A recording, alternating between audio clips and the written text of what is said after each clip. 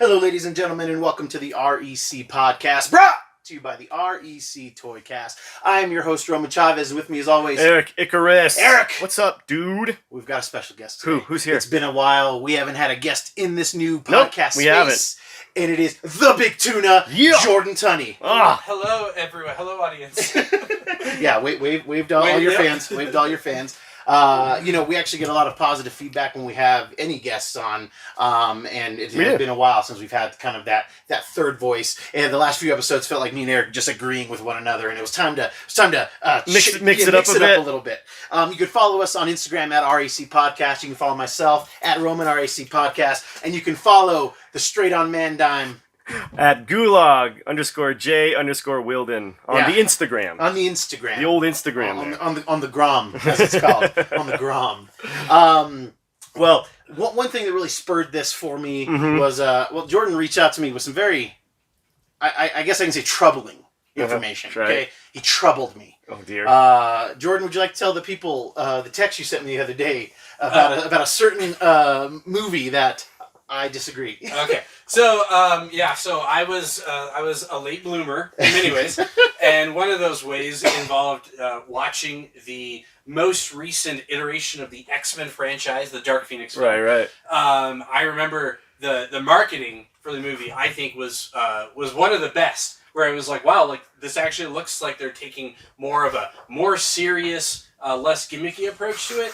And then all I heard was like nothing but terrible stuff. I've heard it compared to just about the film version of almost any kind of war crime that's ever happened in history. And so I finally got around to watching it on HBO Go, and I was laying in bed. I had my headphones on, watching the movie, and by the end I was like, oh man, I'm gonna have to have a conversation with her because clearly I'm not a contrarian in many ways. I'm kind of a go with the flow guy, but I will say that I think there was a lot more redeemable in the movie. That it wasn't a perfect movie. There's some story stuff, character stuff I changed, but I just thought to myself, like, man, I don't think this movie deserves as much of the hate as it got. Yeah. And okay, so he, obviously, I actually didn't hear if you said it, but X-Men Dark Phoenix is what we're talking about. You guys, me and Eric are very well documented haters of the film. Yep. I don't have very much except for, Fassbender. I'll watch that guy, read the back of the ingredients of a peanut butter jar. The guy's great, McAvoy. They changed a lot of the stuff from the story that I know, but Jordan said he enjoyed it, and I mean, the box office doesn't lie, it didn't do well. But I am glad that somebody, and sometimes that helps, when people talk to you like, oh, this movie's bad, and you watch it, you're like, yeah, it wasn't that bad, actually. It's fine. I disagree, but I'm glad that you enjoyed it. What were something that you had heard that you were like, well, this is interesting. Like, what was it about it that you liked? Okay, yeah. So, I'm a big fan of when stories, when any kind of fiction take characters that are alive and put them at odds with each other. It's why I still really enjoyed Batman vs Superman for that regard. Not a perfect movie again, but I like the idea of each hero kind of being their own foil. But ultimately, all of these movies, they all fall into the same trap, and that is ultimately, they're really not on opposing sides. Yeah. It's always present. I mean, Civil War. Like, you take any of the even Days of Future Past. You take any movie, any superhero movie that puts hero versus hero to an extent. There's always kind of a third party. There's always something that's orbiting. It was in. I'm drawing a blank right now. Daniel Bruhl in Civil War. Zemo? Zemo, oh, yes. Sorry. I'm sorry, yeah. Oh, sorry. The name was escaping me. You remember Daniel Bruhl? I can actually picture, like, the purple mask, but I cannot think of his name. Yeah. He was the one orchestrating it. And so there's always that moment where it's like, wait a minute, like, we're really not on opposing sides. The whole Lex Luthor thing in Batman vs Superman, like, our moms are named Martha, they're in that Facebook group. Like, that idea had been done before. And I think I actually liked the way it was the hero on hero struggle. I actually like that in Phoenix. I didn't like the inclusion of the alien race. Like, I thought to myself, they should have just not had the aliens. Yeah.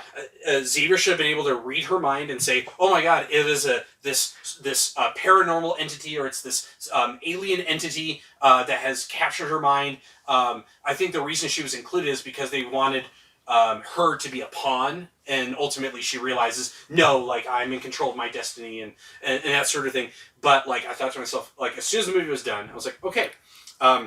The train fight was pretty awesome articulation of the powers. Yeah. But I'm like, yeah, just do away with the aliens. Yeah. And I actually would have, and by Xavier is trying to redeem Jean Grey, and Magneto and Beast are kind of on this mission to take her out. And I thought to myself, that was the safe choice. I think the better choice would have been to flip it. Yeah. Xavier and Beast should have, or I'm saying, Xavier and Cyclops should have been like, we love her enough that we need to stop her. Yeah. And Magneto, because of his story, like, every X-Men movie has been about Magneto being a bad guy and then not really being bad. Yeah. And this happened again. Yeah. And so I was like, man, like, so I think what really redeemed it for me was not like that it was perfect in its execution, but that it did have some potential. It did take a few of liberties. It tried some new things. Yeah. But the more I thought about it, I was like, man, this is a better Dark Phoenix story than Last Stand was. It is. Oh yeah. And so in that Big regard, time. I'm like, you know what, like, because you watch a movie, and you're like, gosh, could they have done worse? And I think to myself, yes, they did in like 2005. Yeah. But even in that movie, there's still redeemable things in Last Stand. There were still some things I liked that had never been done before. But I kind of sat back and I said, maybe the reason Dark Phoenix got so much hate was because people were comparing it to movies like Days of Future Past that just felt like it knocked it out of the park. Yeah. And yeah, I mean, to me, it didn't live up even to Apocalypse, but I still appreciate it for what it is. See, and I like X-Men Apocalypse more than most people do. It's not good, but I like parts of it, and that kind of puts us on our topic for today. Sure. And which was, I think, one of the perfect shows to have the big two on with us, is scenes from movies we like, but for movies we don't really like. Yeah, so scenes we like in movies we don't. Yes. Yeah, more or less. Yeah. And I'm going to start because mine are going to be less popular, because I do think that these are movies that people like, at least my first one. And this is a big one because I know a lot of people like this movie, The Other Guys. I loved it. I do not like The Other Guys. Oh yeah, you don't like that. I don't like that movie. Oh my god. It doesn't do that much. Now there's tons of parts in there that I think are funny. Right. Michael Keaton is the man. I do think that Will Ferrell has a lot of decent parts in there, but I don't like Mark Wahlberg's character. I like what they tried to do with him, where he's like, especially that stuff with his ex-girlfriend, and he's like following her and everything. But the scene that I'm talking about, that is, it doesn't even belong in the movie. It's so good. I'm already thinking through. I think I already know what you're going to The bar scene. Yes. The bar scene when they're partying, and it's that very cool, I don't know what you would call it, almost the bullet time. It's almost like a bullet time, the slow-mo pan Yes. of like the craziness of the night. Yeah, and it's such a great scene, and I remember watching that movie, and I was like, oh my god, this is a piece of garbage, and then that scene comes up, and I was like, wow, what a waste. Nobody's going to like this movie, and everybody likes this movie, and I'm the asshole. But it was one of those things that I would like to see that redone, Sure. that part. And I would like to see it done in a movie that I like. Yeah. But that scene is so cool. They're taking the shots. He's like doing the desk pop at the chair in the bar, which is hilarious. I don't care for the movie, but man, I really enjoyed Adam that McKay scene. has got a style. Mm-hmm. You know, it's odd to see him go from those kind of low budget comedy movies to doing that one scene. Yeah. Almost getting the job of directing The Boys. Yeah. And I think a scene like that would have worked well in The Boys. Oh yeah, definitely. definitely. I don't know what I don't know what he's directed recently, but yeah, that seems rocks. The Big Short. The Big Short. Oh, he did The Big Short. Vice. He did Vice. Vice. Yeah. That's I right. didn't see Vice, but I heard Vice was good. He's been on to bigger and better things. Oh, yeah. But I don't know if he's more used dramatic that. tone. Yeah, a little bit biopic, a little bit more dramatic tone in a way. But yeah, I do think that. And I think one of my complaints with the other guys is that I love Will Ferrell, but him and Mark Wahlberg are very one note. Like they're very they're almost the same beginning to end. Yeah. But I like how Will Ferrell's wife was like super beautiful. And Yeah, like all Mark the Gator Wahlberg, stuff. Yeah, Gator, like All the his whole Gator stuff was backstory great. about being a pimp in college and like Yeah. not really realizing it. Like, yeah, I think there's some good stuff there. But you're right. Like that is a scene that is almost like markedly different than like everything else in the movie. It's too good Yeah. for the movie itself. For sure. So that is one that I have. Eric. Okay, I'm gonna go with. I don't know how. Again, this is a movie I'm not too fond of. It's Matrix Revolutions.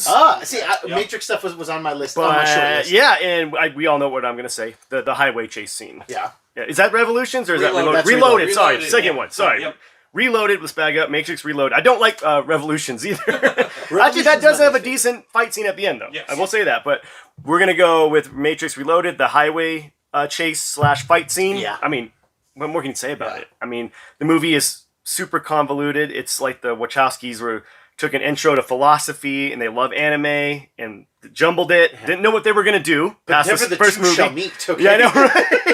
And you know what? We got to distract our audience. Let's just give them this really awesome car chase and fight scene on this highway. Yeah. And it does pay off. That it's worth watching the movie for that scene alone. Everybody in the scene gets their due. Yes. That guy that we like, the trained wiener. The trained wiener from...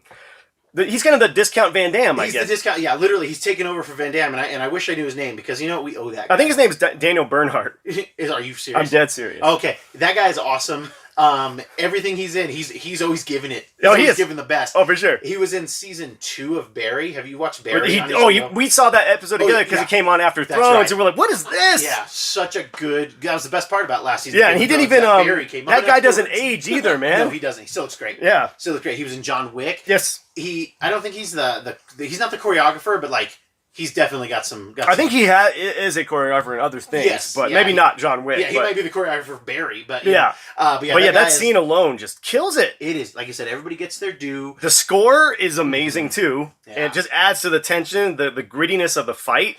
Yeah. I mean, you're watching these fantastical flips and kicks and stuff, but they're landing so hard. Yes. And my favorite, to narrow it down, it's the scene with Morpheus fighting one of the agents on top of the semi. Yeah, that's true. That's true. Yeah, is that him? Yeah. Okay, and he gets the samurai sword out, and that's my favorite. To narrow it down, that's that scene. And I guess I should give reference because I think Jordan's lost that I keep saying trained wiener, so I must. Go ahead. I must Yeah. be saying you are. There's an old episode of Mystery Science Theater 3000. It's Future War. Is the Future War, and the guy, that same actor, is Daniel fighting Bernhardt. this dude, and he is just like kicking in the air, and they just land it perfectly. Where like he lands in this like stance, and like one of the Tom Servo's like, "Oh, my trained wiener will finish you off," and it's one of my favorite. Oh, you're jokes dying. From Oh, MST3K. man. Wow. And So we've always just called him the trained wiener guy. yeah, Wow. he Sorry, deserves Daniel more respect Bernhardt. than that. He deserves more respect. And if we ever saw him, it'd probably be, trained wiener. yeah. Oh my god. Like, can I get a selfie with like your crotch? Yeah, area? can you put your leg up on my shoulder? He's like, I was young, I needed the money. All right, I'm dying to hear what you have to say. Okay, yeah. So part of me is like really struggling because I in a way I wanted to like pull from some recognizable things. So I was trying to think of like some franchise superhero sort of stuff. So I have a few different ones about. So I'm gonna jump in with one. It's technically a part of a franchise, but it's not nearly as big as the superhero stuff. Okay. The opening scene, 28 weeks later. Oh yeah. Oh, nice. So 28 weeks later is sequel. 28 days later, it's a British zombie apocalypse sort of thing. We've been talking about it a lot the last week or two, so go ahead. Yeah. And what I like about it, so it's the sequel, 28 Weeks Later, really follows these kids as they the government of Britain begins to reintroduce population after the zombie outbreak has sort of died out. And there's some zombie stuff that I like. There's some zombie stuff that I don't like. I've always appreciated and liked in both 28 Days Later and 28 Weeks Later the idea that zombies are organic. That means they need to consume, and they're going to eventually decay. And so ultimately the way in 28 Days Later, the end really shows the way to stop the zombie apocalypse is to let the forest fire burn out. It is to use a hashtag flatten the curve. And ultimately the zombies, they get weak. They are unable to move. They're going to decay. They're going to die. And so the sequel then 28 weeks later. So now England is beginning to. They've got these quarantine zones and all these things. That's what the premise of the movie is. Are these children? But the beginning of the movie is about the escape that their father makes. They're getting out of this house. The zombie. The outbreak is really just starting, and there's a lot that's unknown. and ultimately, Robert Carlyle, the father, leaves his wife behind to save himself. Yeah, well, she makes the bad choice. Well, yeah. Good point. Yeah, and that decision, pun intended, bites him later. And so yeah, it's just really well done because a lot of zombie stuff, it can be grand scale World War Z type things, or it can be incredibly small scale like Walking Dead, where it really just focuses on a group. And what I like about the opening is it's really horror. Yeah. It's really intense. It's really personal. But then the rest of the movie gets kind of lost in this whole, like, there's this whole thing about the zombie. Some people make some bad decisions, and the zombie. And my biggest frustration watching 28 Weeks Later was that they make all the worst decisions you could make. They hadn't thought through contingencies. Like, they hadn't thought through if there's a second wave, like, what do we do? And so a lot of bad things happen pretty quick. So most of the movie is somewhat forgettable. It has a Renner before he's Hawkeye. Mm-hmm.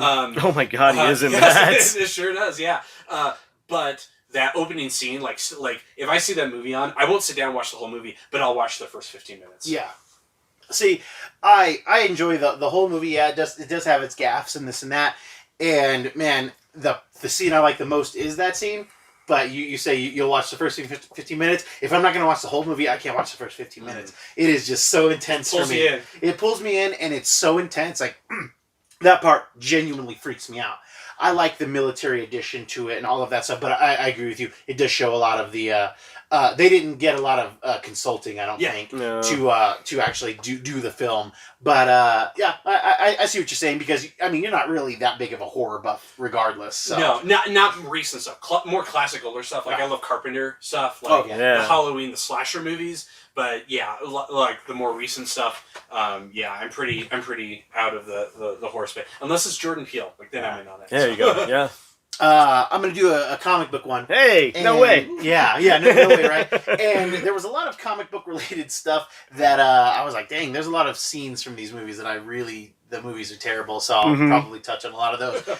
But the big one, and I think you guys can agree for the most part, while I really enjoyed Andrew Garfield as Spider-Man, the movies they just don't fully work. Yeah. And they're not bad. So it's not a movie I hate, but it's definitely not a movie that I'm like I'm probably never going to watch. Yeah, when you stack them up against the newer ones, they don't. Yeah. But Amazing Spider-Man 2, spoilers, the death of Gwen Stacy. Oh, the death of Gwen Stacy is the other guy's bar scene for Amazing Spider-Man 2. It has no business being as good as it is. Mark Webb, a notoriously like kind of indie director, really just had it all come together in this one scene. It's tweaked a bit from the comic book, but she's falling in this clock tower, and just thinking about it, I feel like I'm gonna well up.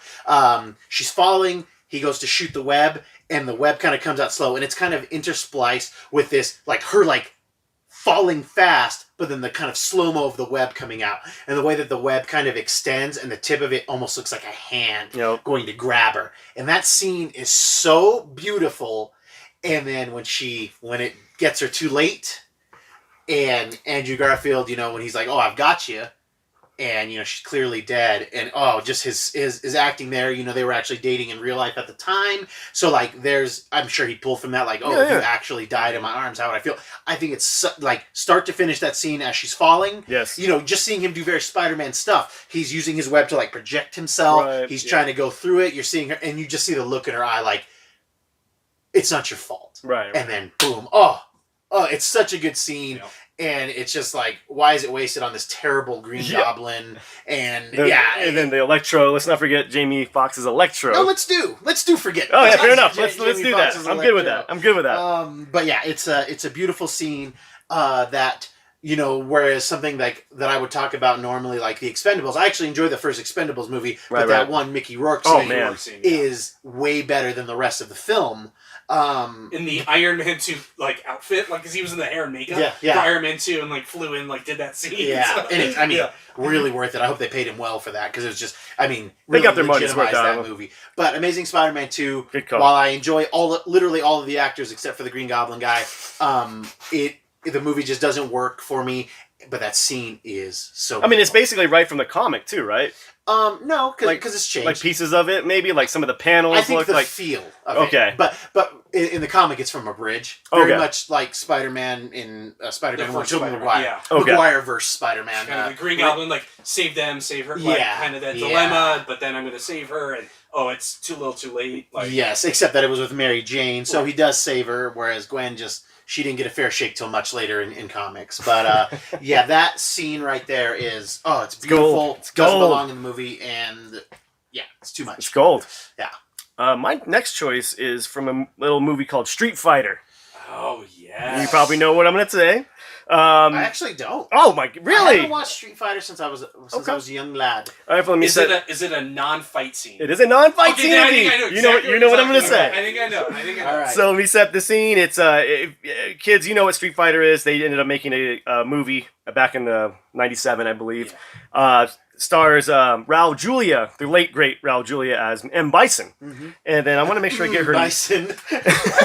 Sorry, been waiting to do that my entire life. Let me see if I can get this chick's name right. She plays Chung Li, Ming Na Wen. Oh, Ming Na Wen's my girl. Okay, am I saying that right? Agents of S.H.I.E.L.D., she voiced Mulan. Okay. Yeah. So making sure I'm getting that name right. 'Cause she's awesome. She rocks. Another good part of that movie too. But there is a scene The best part of the movie. where M. Bison and Chung Li are in, like, I guess M. Bison's lounge, and he asks her, "Hey, why are you coming at me?" And she goes on to say, "Well, you killed my dad." Da da da da da.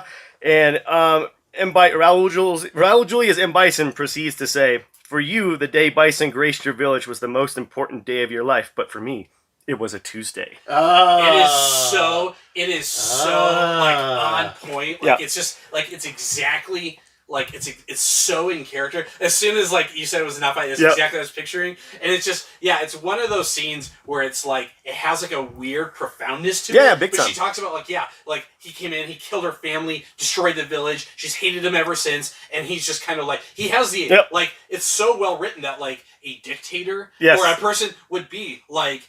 Just for nonchalant me, about it was it. just another day. But Yep. for you, that's going to define your life. But Yep. for me, it's just It's another nothing. day. Sounds like something Ronan would have said to Drax. Sure. In Oh, Guardians. big time. Yeah, Yeah. absolutely. Yeah, Oh, like when you said that, I didn't picture Raul Julia. I pictured Ronan for some reason. For sure. Um, But yeah, it was chilling. I mean, Yeah, the way that's a great line, I he's remember just so nonchalant about it. It's chilling. And if they would have maybe nailed that tone for the whole movie, that movie might have worked. yeah. Because yeah. it got that character down, and he was the only one I felt like that was kind of trying. Yeah. So I understand the story right. He took that role because his kids really loved Street Fighter the Yeah. game, and it was his last movie, if I'm not mistaken. It was like one. I think it was like the last major. He might have had like an indie or Oh, a yeah. smaller one that came out like Right. posthumously. But yeah, it was like the last Yeah. one that most people knew him. Yeah. So it was a great scene from a not a very good movie, not even like entertaining to me. Like No. but that scene, just go YouTube it. It's worth Yeah, it's worth I a few will. watches. It's I will. definitely worth a few watches. The Chung Li scene that sticks out for me, and actually that's the movie that really solidified my love for Asian women. Sure. She's my first crush. She's my first crush is Ming Na Wen, but when she's like bound, and then she like kind of, and I remember she kind of like lifts up like where her rope or her cuff is, Right. and she like snaps it in half and starts to fight, and it's an awesome Yeah, scene. it's It's pretty a cool. completely awesome scene. And I love Ming Na. We're big Mulan fans in the house. Yeah. Obviously Melinda May from Agents of S.H.I.E.L.D. I even checked out a couple. I think she was in General Hospital. It's terrible, but got to check out my Ming Na Wen. And that's a great pool, man. That's a great sweet. Pool. Dude, Yeah, it's always so funny when you guys are on and we have this type of show, and you and Eric always know what each other are talking about. And I'm like, Oh, yeah, I don't know totally, what you're totally. talking I about. didn't Death even of the think salesman. about What? that. I didn't even think about that. But like, as It's soon true. as like two not It's fighting, true. I was picturing her. She's in like a red dress, Yep. and he's like changing into a robe. Yeah. Like, he's He's got into, the like, drinks. a smoking jacket. Yeah, he's got those drinks. Yeah, it's like pina colada. Yeah. Oh god! Oh, pina colada, the ultimate dictator's Drink, drink, man. Oh man. I'll pull from a big mainstream movie. When it came out, I didn't like it. It's a Star Wars prequel movie, Hey. but man, it's got one of the best scenes put to film in all of the Star Wars films, and that is Obi-Wan and Qui-Gon Jinn versus Darth Maul in Nice. Episode 1. Duel of That Fates. fight, the Duel Agreed. of Fates, man. Like honestly, like Agreed. that's a scene that like when I'm bored, like I'll YouTube it and watch it again. It's good. And like in the movie, it is interspliced with like Anakin, like I'm in this like fighter, and but like man, like when it's all put together, the fight choreography is fantastic. Ray Park is just outstanding. The even from like a technical standpoint, like they did some really brilliant CG work with the faces of the stunt doubles for Obi-Wan and for Qui-Gon, like where like when they're coming out and they're falling back behind the camera, they like CG their faces, so like when you watch it, there's a little bit of motion blur, so it's not as detectable. Oh, that's cool. Like so even from like a high like concept, it's a well done 2-on-1 fight that doesn't feel unbalanced. It feels like they need another Jedi. Yeah, like, they might have got him right there, you know. But one of the things it does well, and it was overdone in episodes 7, 8, and 9, is using force while you're fighting. Right. Like there are a few times where I did like in the third prequel where like Obi-Wan and Anakin are like trying to like force like grab each other, like push each other away, and they do that in episode 8 and in episode 9, so they do work it. But like when Darth Maul's getting backed into a corner, he grabs like a container in the hangar and throws it at a wall to hit the door, and the door opens and the fight continues. Yes. So it's a part of the progression of the fight scene. Nice. It's not done willy-nilly. There are a couple of superfluous little flips here and there where they're trying to show like Obi-Wan's like fast and quick and that sort of thing. But I like that Qui-Gon and Obi-Wan, they don't strategize, but you see like Obi-Wan like lunges, but then Qui-Gon goes in. Like it's almost like you feel like they've been in this situation before, or that you know what I mean. It does feel like a master apprentice taking on a Sith Lord, like and just like man, watching like Obi-Wan can't stop Darth Maul from killing Qui-Gon, but then he gets him in the end. Like I mean, there's a lot of like the pacing, the sequencing, like everything about that particular fight is like a 10 out of 10 for me. I mean, like, even the score from John Williams just amplifies it. Yeah, exactly. Oh my god, just kicks it up. You know, it's better to watch on YouTube because they take all the animated totally. Because that's such a buzzkill. It is. It's like every time you're getting into it, the music's all crescendoing, then it cuts to. I don't know how to fly. It's terrible. It's unreal. If you go back and watch any of the Star Wars movies that are not Solo and not Rogue One, if you watch any of the other Star Wars movies, you'll see that they have incredibly poor editing and sequencing. So many of the movies are so choppy. You lose so much of the fluid. Like it's like, wait a minute, and I think actually, I mean, I've only watched it once, so I probably need to go back and watch it again with this eye. I think episode 9 is probably the one that they have that problem the least, where like there's actually a better flow with some of the sequences. But man, I'll tell you, like so much of episode 1 is just an exercise in drudgery. Like it's like I'd rather watch any of the other prequels than watch most of episode 1. But man, that ending, that fight, it's so well done. I think it's probably the best fight sequence in the Star Wars franchise. Hands down. Yeah. The second best is in Rogue One. With Vader. It's not even a fight sequence. It's Vader killing people, and it's awesome. It's the only time I feel like we see Vader be badass. Eric and I had this discussion off a podcast the other day. He thinks that the Force chokes and everything are really cool, which sure, but I never thought that Vader, because like those are regular dudes. You know, he's choking guys who are admin. You know, they're not even soldiers. You know, like they're not even supposed to be here today. So like that doesn't bother me. At least, you know, when he's killing a hallway full of soldiers, that's interesting. And then what I did like about the end of Rogue One there with that shot is that it did show you. It did kind of validate why people fear Vader. It showed why Vader is scary. Because I'm not scared of Vader at all. Because this is a guy, like I said, who chokes out, desk clerks. Chases his daughter, and then betrays his boss. Like I can't get behind this dude. Yeah, you watch A New Hope, and you watch most of Empire Strikes Back, and you're like, the person that has the biggest problem with Vader is like HR. Totally. Like, listen, man, like we're running through top people real quick, you know.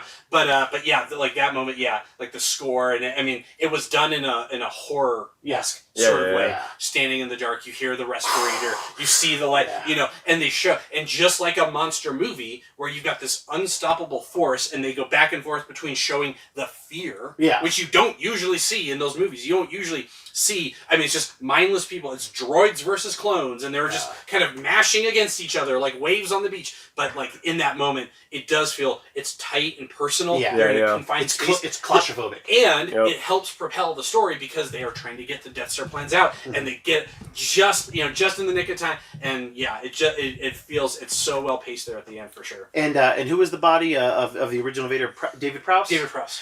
And I like that the guy that they got to do that scene in Rogue One. I know we went off of Duel of the Fates, but in Rogue One, he moves like it looked like a younger version of Prowse. Like he was more mechanical, but Yes. He looked exactly like the movements of the OTC. Right. So I really enjoyed that. But I completely agree with you. In Phantom Menace, while it's arguably the worst Star Wars movie, Qui-Gon Jinn may be my favorite Jedi, and Darth Maul is arguably my favorite Sith. And the movie's not good. That's how good they were. Right. You know what I mean? But great pull, man. Great pull. Didn't you tell me, or you showed me that guy's voice? Yeah, David Prowse's voice. And, And how they did. Eric had never seen that I never clip. saw that. And I Yeah, was like, the- oh like the no. raw- Yeah. Like he thought he was going to be Vader. It's like, not with that voice. Well, like I love Ghostbusters 2. I grew up on Ghostbusters Oh, yeah, 2. But for the You didn't longest, know that either. for the longest time, Yep. I was so thrown off that Vigo like wasn't, but it was Max von Sydow who just passed away. Yeah, yep. That's what we talked about. Yeah. And apparently the guy that played him didn't know until he went to the premiere. And like, man, that's the worst way to find that out. And Von Sydow was in Force Awakens. Force Awakens, So yeah. there we go. Crossover. This one's more recent for me. Okay. And you and I talked about it recently, Sure. and I doubt Jordan's watched the movie or listened to that episode. It's cool, man. Whatever. Is Jay and Silent Bob reboot? I watched it the other day for the first time. It's in my queue. I'm gonna watch it. It's not good. Yeah. It's okay. Like it's a fine. Like you should watch Jay and Silent Bob Strike Back. Go get some dinner. Come and watch. Then maybe Jay watch and Silent Bob this. reboot. Go get dinner. We are shelter in place right now. Like Not in my America.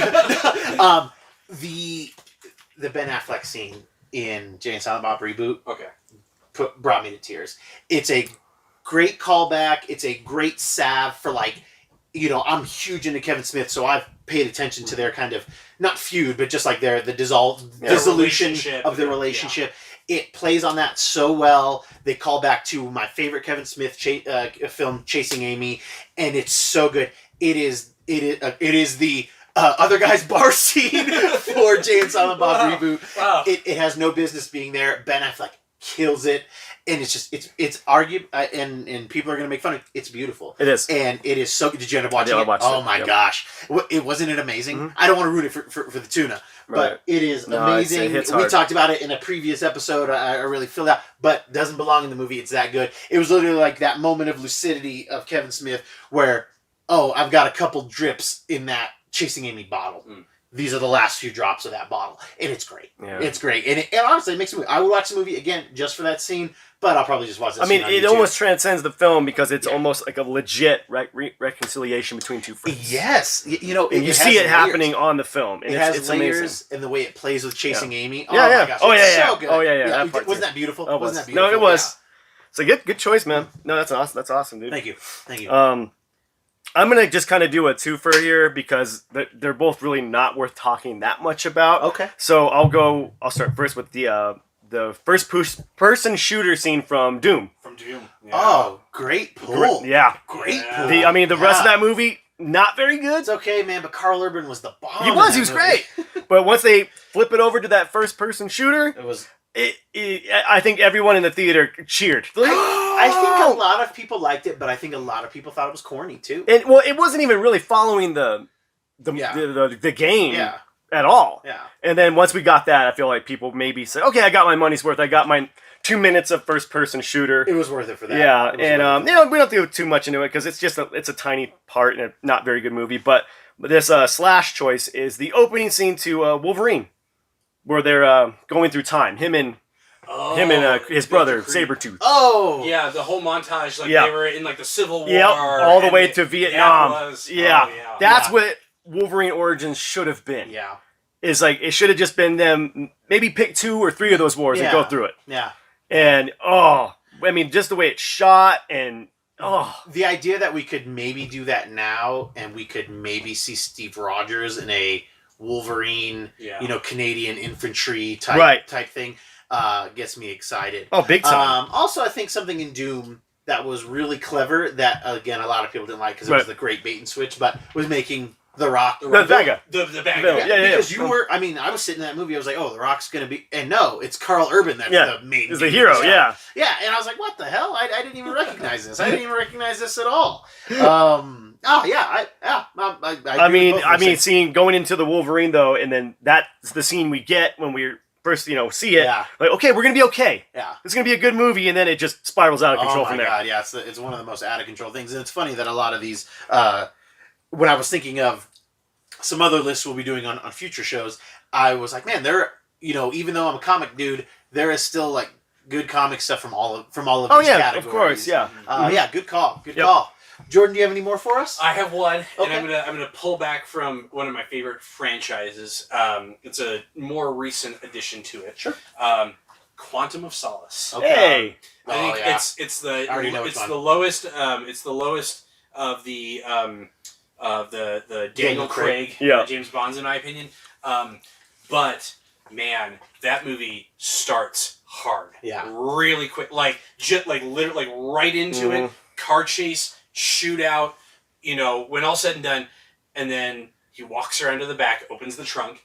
It immediately picked up from Casino Royale, where he shot Mr. White in the leg, and then you assume he put him in the car probably or something, and you realize he did that whole sequence, that whole transition, and then he's like in the trunk, and he's like, time to get out. And it's like, and it just felt like what I liked about Casino Royale is it did such a good job creating this origin of Bond, and part of me didn't like the idea that the movie that Quantum of Solace in many ways really is a sequel. Yeah. Whereas most of the Bond movies, there is some interconnection. There's some characters and stuff, and I'm fine. Like I like the Spectre stuff. I thought it was cool how they were making Quantum like Spectre. Yeah. And then that was a really cool twist where it was like Quantum was a part of it. It was under that umbrella. So I did like some of that stuff. I don't mind that.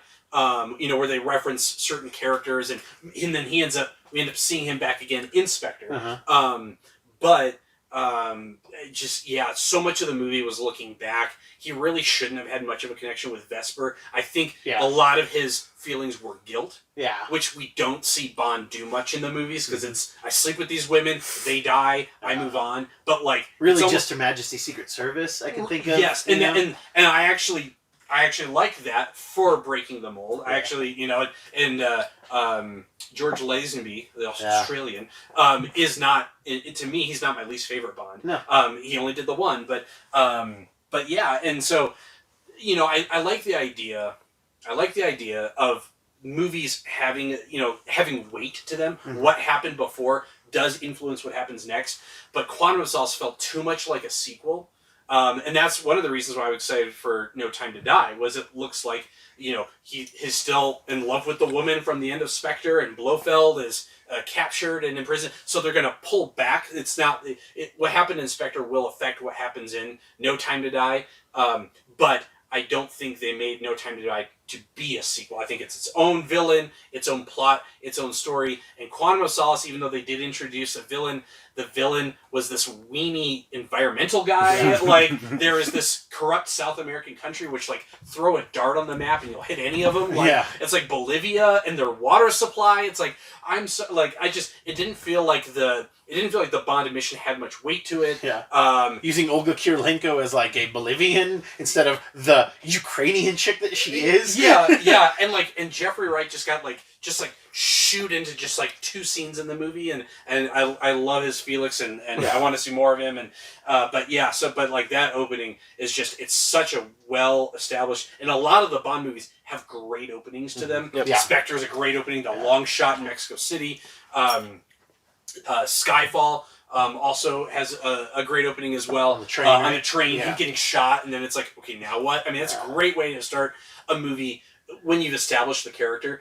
But yeah, it felt like after that opening scene, the rest of the movie was him dealing with the mess that was made in the previous one and not looking too much for, because ultimately what happens after that really has no bearing on the rest of the other Bond movies. And let me tell you something. I had this was actually going to be my next choice, but for a different part. But I didn't realize this until we were talking about it. I hate how the Daniel Craig verse tries to force weight in a situation, because I forget that that, like you said, like he shouldn't have that emotional connection to Vesper. Dude, I forgot about the love interest from the end of a Spectre. Like when he was like, "Oh, you love her," and they show her, and I'm like, "Who is this chick?" Yeah, Dude, I forgot about her at all. Yeah, on the bridge, he doesn't kill Blofeld. He walks away with her. Yeah, and rides off into the sunset. completely forgot about that. But the scene from Quantum of Solace, because Quantum of Solace is by far my least favorite Bond, maybe ever. But it's the scene when they're at the opera. Is that what they're at? Yeah, they're at Tosca, I think. And he's like trying to figure out who's who, and like what does he say to like make them all stand up? Yeah, he gets in the earpiece and he starts calling out people, or he starts, and then he starts watching them stand up and leave. I was like, wow, what a smart way to do this scene. Yeah. What a cool way to, like, you don't know who's who. And then he says, what ellipsis or whatever it is. And I think that's from Casino Royale. Whatever he says to like make them get up and like leave. And he's like, okay, taking photos and doing that stuff. I was like, that is, because I didn't like the movie. I didn't care for the action. Like I said, I didn't care about how much he was so into Vesper and how it just kind of like bled into it. I thought it was neat that I picked up right where Casino Royale went up, but like you said, then it meant nothing. Then it meant nothing. Yeah. Eric, do you have any more? I got one more. Okay. And it's definitely probably not that good a scene, but just in contrast, it's amazing. And I did sit through this because everyone told me this scene was amazing. And it's the last movie for the Twilight series. Oh, Breaking Dawn. Part 2. Oh, what a great pull. Part 2. Yeah. What a great pull. Are you talking about the last fight scene? Yeah. Even though we all know it's Vision at the end, which kind of crushes the weight of it, but awesome. It's a really cool fight scene. It's a really solid fight. Yeah. With all of the faults that Twilight has, like my wife read like the first couple books and it was like, this is just garbage. Right. And then I watched the first 2 movies with her and she was like, okay, like I've got what I had to sit through the first 2 as well. I was so vested in like I've already watched 2. I'm gonna watch all of them. Oh, so wow. I watched the other 2 or 3 solo. Right. I didn't watch it with my wife. I'm ashamed of that. It's hard for me to look at my children. You know what I mean? Because I watched those last 2 or 3 by myself. But yeah, that end fight scene is really cool. I love vampires and I love mutants and like that idea in the Twilight verse that, oh, you're a vampire and you get powers. I just didn't like the inconsistency part. Sure. Where it's like, oh, only some of us get extra power. Some of us are just regular vampires. Right. That's stupid. Like it's got to be everybody, or there's got to be a reason. Sure. And there's just nothing fleshed out. That's a great pull. That's a great pull. Just the way it's shot. Terrible. Yeah, the movie's terrible, and you just see characters that you've kind of grown to know just getting picked off. Yeah. And the emotional weight was there, but then you find out. Yeah. You get undercut. And then the gotcha. Gotcha. But still, good ride. Good ride. Yes, and I have showed that scene to people on YouTube, and it's perfect for YouTube. Yeah. A lot of these scenes, like this is YouTube these underlying thing. Like, hey, just check these scenes out on YouTube. Yeah. I think that's the whole thing. Yeah, I think that's this. Yeah, just YouTube these. I've never seen any of the Twilights except for the one called Eclipse. I was working at the theater. Someone had to preview it in IMAX, and I'm sitting there like, there's a dog guy, and like I had no frame of reference for any of it. But I do remember I was working when the opening weekend when it came out, and and there was people walking out that like some people were shaking their head, and they were like, I did not care for that ending. Or like, and then some of the guys were like, man, that was like the guys got dragged to it. That was pretty good. Yeah, like I said, I made people watch it because I was like, you guys, it's worth it. I kind of think so. Just for this scene, or just watch this scene on YouTube. Right. Kids, that's our show for today. Thank you so much for listening. If you like what we're doing, please hit the subscribe button. Again, leave us a like. Leave us a comment. Yes. Give us a version of a movie that you're like, man, this movie sucks, but I love this scene. I think we'll come back to this topic. Yeah, big time. We've all seen so many movies, and I think that there's more string to pull at here.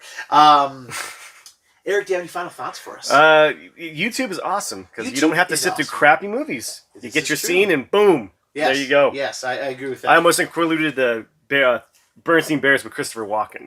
That scene is amazing. Man, is Bears. That's the only reason I set it up. No, this actually to me this was harder than thinking the opposite. Yeah, because I can think of movies I love, and I'm like, I would take that scene out. Like that is to me, that's actually easier to think of. Okay. So like, but once again, it just goes to show, movie is art. It's a form of storytelling. Yes. And and not everything scratches everybody's back. But it's funny how someone that's like not at all interested in Twilight stuff finds those little gems, and that's ultimately I think storytellers are happy when people latch onto things, or filmmakers, or whoever it is. And so no movie's perfect, but there's still some good stuff. Diamond in the rough, if you will. Yeah, there you go. I'd give my left arm to be able to somebody to listen to our show and be like, man, that show was garbage. Except Roman and Eric made this point. Oh, I'm glad they brought Jordan on for this. Like, I would love that if people listen to our show, and even if they didn't like it, but they kept coming back, because every now and again we have those. I'd just be okay if people just listen to our show. Oh yeah. If you guys can just listen to it, please tell your friends. I don't have a job and I need this to make money. Guys, thank you so much for listening. I have been your host, Roman Chavez. I'm still Eric Icarus. And a big shout out to the Big Tuna. Yeah. And I'm sure we'll have you on sooner than later. Yeah. And we will catch you on the next show.